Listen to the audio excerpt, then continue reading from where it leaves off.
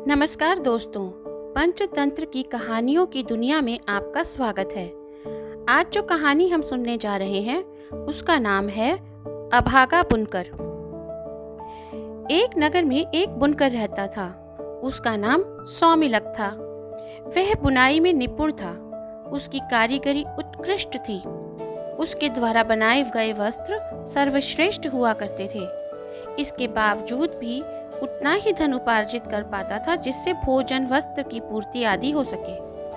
जबकि उसी नगर के अन्य बुनकर साधारण वस्त्र बनाते हुए भी उससे कहीं अधिक धन अर्जित कर बहुत धनी हो चुके थे। यह देख सौमिलक दुखी होता और सोचता कि इस गांव में परिश्रम का कोई मोल ही नहीं है। एक दिन उसने गांव छोड़कर अन्यत्र जाने का विचार किया और अपनी पत्नी से बोला, भाग्यवान, इतने वर्षों से इस नगर में रहकर मैं निर्धन का निर्धन ही रहा। कदाचित यह नगर मेरे लिए भाग्यशाली नहीं है, इसीलिए मेरे परिश्रम का प्रतिफल प्रदान नहीं करता। अब मैं परदेश जाकर धन अर्जित करूंगा। उसकी बात सुनकर पत्नी बोली, नाथ, भाग्य में धन प्राप्ति लिखा होगा तो यहाँ भी हो जाएगा। इसके लिए परदेश जाने की क्या आवश्यकता है? मेरी मानो तो यही कार्य करते रहो। विश्वास रखो, एक दिन ईश्वर हमारा भाग्य पलट देगा। परंतु सौमिलक नहीं माना और बोला, नहीं, अब मैंने मन बना लिया है। अब मैं परदेश जाकर ही उद्यम करूंगा और धन संचय कर ही लौटूंगा। कुछ दिनों पश्चात सौमिलक वर्धमानपुर चला गया। वहां उसने अपना बुनाई का कार्य पुनः स्थापित किया। वहां उसका भाग्य चमक उठा और वह उन्नति करता गया। 3 वर्ष के भीतर उसने 300 स्वर्ण मुद्राएं अर्जित कर ली। अब वह अपने नगर लौटने की तैयारी में लग गया। वह अपने नगरवासियों को दिखाना चाहता था कि वह कितना सफल है। एक सुबह वह 300 सोने की मुद्राएं लेकर अपने नगर की ओर रवाना हो गया। दिन भर वह चलता रहा। रास्ता बहुत लंबा था। दिन ढल गया किंतु वह नगर नहीं पहुंच पाया। रात उसने एक पेड़ के ऊपर बिताई। उसकी आंख लगी तो उसे स्वप्न में 2 देव वार्तालाप करते हुए दिखाई पड़े। एक कह रहे थे, हे पौरुष, तुमने इस सौमिलक को 300 स्वर्ण मुद्राएं क्यों दी? तुम्हें तो ज्ञात है कि उसके पास भोजन वस्त्र से अधिक धन नहीं ठहर सकता। दूसरा बोला, हे भाग्य, मुझे हर पुरुषार्थी को उसके कर्म का फल प्रदान करना ही है। सौमिलक ने कर्म किया था, अतः मैंने उसे 300 स्वर्ण मुद्राएं प्रदान की। अब ये तुम्हारे ऊपर है कि तुम वो उसके पास रहने दो या छीन लो। इस स्वप्न से सौमिलक की नींद टूट गई। उसने देखा कि उसकी स्वर्ण मुद्राएं नदारद हैं। इतने वर्षों तक किए गए परिश्रम से अर्जित धन एक ही क्षण में चले जाने से वह बहुत दुखी हुआ। अब क्या मुंह लेकर अपने नगर जाऊंगा? इतने वर्षों उपरांत भी मुझे खाली हाथ देख सब मेरा मखौल उड़ाएंगे। पत्नी भी दुखी होगी। इसीलिए मेरा वर्धमानपुर लौट जाना ही उचित है। यह सोचकर वह वर्धमानपुर लौट गया। वहां उसने पहले से भी अधिक परिश्रम किया और एक ही वर्ष में 500 स्वर्ण मुद्राएं अर्जित कर ली। वे मुद्राएं लेकर वह अपने नगर की ओर रवाना हो गया। रास्ते में फिर वही रात घिर आई, किंतु वह रुका नहीं बल्कि चलता ही गया। चलते चलते ही उसे पुनः 2 देव वार्तालाप करते हुए सुनाई पड़े। पहला कह रहा था, हे पौरुष, सौमिलक के पास भोजन वस्त्र से अधिक धन संचय हो ही नहीं सकता, फिर तुमने उसे 500 स्वर्ण मुद्राएं क्यों दी? दूसरे ने कहा, हे भाग्य, कर्म का फल मैं एक बार अवश्य देता हूँ, इसीलिए मैंने दे दिया। अब तुम्हारे ऊपर है कि तुम वे मुद्राएं उसके पास रहने दो या ले लो। यह वार्तालाप सुनकर जैसे ही सौमिलक ने अपनी मुद्राओं की गठरी देखी तो पाया कि उसमें से 500 स्वर्ण मुद्राएं नदारद हैं। वह बहुत दुखी हुआ और सोचने लगा कि इतने परिश्रम से मैं धन अर्जित करता हूँ, किंतु वह मेरे पास ठहरता ही नहीं। इस तरह निर्धन का जीवन जी कर मैं क्या करूँगा? यही किसी पेड़ से लटककर प्राण त्याग देता हूँ। फिर उसने रस्सी का फंदा बनाया और उसे एक पेड़ की टहनी से बांध दिया।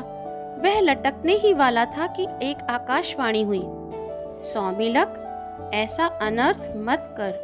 तेरे भाग्य में भोजन वस्त्र से अधिक धन नहीं है, इसीलिए धन के पीछे मत भाग। अपने नगर लौट जा और परिवार के साथ सुख का जीवन व्यतीत कर। यदि तुझे कुछ चाहिए तो मुझसे वरदान मांग ले। मुझे वरदान में प्रचुर धन दे दो, सौमिलक बोला। किंतु तेरे भाग्य में धन का सुख है ही नहीं। जो तू धन का उपभोग न कर सके, वैसा धन लेकर क्या करेगा? मुझे धन ही चाहिए, फिर चाहे मैं उसका उपभोग कर सकूं या न कर सकूं। जिसके पास धन होता है वह लोगों का आदर सम्मान प्राप्त करता है, इसीलिए मुझे अपार धन प्रदान कर दीजिए, सौमिलक बोला। ठीक है, यदि तुझे धन ही चाहिए तो पुनः वर्धमानपुर लौट जाओ। वहां बनिए के 2 पुत्र रहते हैं, एक का नाम गुप्तधन है और दूसरे का नाम उपभुक्त धन। उनके पास जाओ और दोनों प्रकार के धनों का स्वरूप जानने के उपरांत मुझसे वरदान मांगना। यदि तुम्हें उपभोग के लिए धन चाहिए होगा तो मैं तुम्हें उपभुक्त धन दूंगा। यदि तुम्हें बिना उपभोग का धन चाहिए होगा तो मैं तुम्हें गुप्त धन प्रदान करूंगा। इसके बाद आकाशवाणी बंद हो गई। सौमिलक वर्धमानपुर लौट गया। वहां वह पहले गुप्त धन के घर गया। उस घर में किसी ने उसका स्वागत नहीं किया, बल्कि उसे भगाने का प्रयास किया। किंतु सौमिलक जबरदस्ती वहां घुस गया। भोजन में गुप्त धन ने उसे सूखी रोटी दी। रोटी खाकर वह वहीं सो गया। स्वप्न में फिर से उसे 2 देव वार्तालाप करते हुए सुनाई दिए। पहले कह रहे थे, हे पौरुष, तूने गुप्त धन को भोग से इतना अधिक धन क्यों दे दिया? आज उसने सौमिलक को रोटी दे दी, अब उसके व्यय धन की क्षतिपूर्ति कैसे होगी? पौरुष ने उत्तर दिया, इसमें मेरा कोई दोष नहीं। पुरुष के हाथों धर्म पालन करवाना मेरा कर्तव्य है, उसका फल देना तेरे अधीन है। अगले दिन गुप्त धन पेचिश से परेशान रहा। दिन भर वह कुछ खा ना पाया और इसी तरह उसकी क्षतिपूर्ति हुई। सौमिलक अब उपभुक्त धन के घर गया। उस घर में उसका खूब स्वागत सत्कार किया गया। भोजन में स्वादिष्ट पकवान परोसे गए। सोने के लिए मखमली शैया दी गई। सौमिलक प्रसन्न था। जब वह सोने गया तो उसे 2 देवों की वार्तालाप सुनाई पड़ी। पहले देव ने कहा, हे पौरुष, सौमिलक के स्वागत सत्कार में उपभुक्त धन द्वारा अत्यधिक धन व्यय किया गया है, अब इसकी क्षतिपूर्ति कैसे होगी? दूसरे देव ने कहा, हे भाग्य, अतिथि सत्कार के लिए धन व्यय करवाना मेरा धर्म था, इसका फल देना तुम्हारे अधीन है। अगली सुबह राज दरबार का एक राजपुरुष उपभुक्त धन के घर आया और उसे राजप्रसाद के रूप में धन और बहुमूल्य भेंट प्रदान की। सौमिलक सब देख रहा था। गुप्त धन और उपभुक्त धन के घर में अपने अनुभव को देखकर उसने विचार किया कि ऐसे धन का संचय करने का क्या लाभ जिसका उपभोग ही ना किया जा सके। धन वही श्रेष्ठ है जो उपभोग में लाया जा सके। इसीलिए संचय रहित उपभुक्त धन गुप्त धन से श्रेष्ठ है। शिक्षा।